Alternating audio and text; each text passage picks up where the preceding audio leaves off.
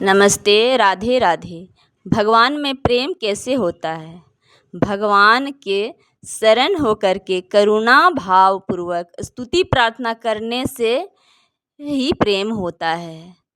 भगवान के गुण प्रभाव तत्व रहस्य समझने से प्रेम होता है। भगवान में प्रेम होने के बाद जीव का कल्याण होता है। भगवान में श्रद्धा विश्वास पूर्वक दृढ़ अनुराग होना परम आवश्यक है। इसलिए भगवान में विशुद्ध और अनन्य प्रेम अनुराग होने के लिए उपयुक्त उपायों को करने की चेष्टा तत्परता के साथ प्राण पर्यंत करनी चाहिए। इससे भगवान में परम प्रेम हो करके भगवान की प्राप्ति हो सकती है। भगवान के साथ दास्य सख्य वात्सल्य माधुर्य आदि किसी भी प्रकार के भाव से संबंध स्थापित करना, जैसे भगवान श्री कृष्ण के प्रति गोपियों का सख्य भाव से युक्त विशुद्ध परकीय माधुर्य भाव था। रुक्मिणी आदि पटरानियों का कांता भाव से युक्त स्वकीय माधुर्य भाव था। अर्जुन का दास्य भाव और सख्य भाव था। गोप बालकों का केवल सख्य भाव था।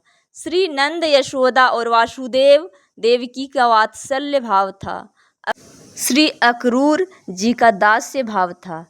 इसी प्रकार भगवान श्री राम के प्रति श्री दशरथ कौशल्या जी का वात्सल्य भाव था। भरत लक्ष्मण शत्रुघ्न हनुमान जी का दास्य भाव था।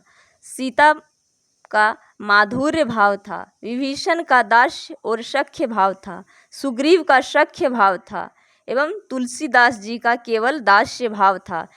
इसी से तुलसीदास जी कहते हैं, सेवक सेव्य भाव बिनु भवनतरिय उरगारी, भजहु राम पद पंकज अस सिद्धांत विचार। वस्तुतः भाव ही प्रधान है। बिना भाव के किसी भी क्रिया का विशेष मूल्य नहीं है। अतः हम लोगों को अपनी श्रद्धा विश्वास और रुचि के अनुसार किसी भी भाव से भावित होकर भगवान के संबंध स्थापित जरूर करना चाहिए।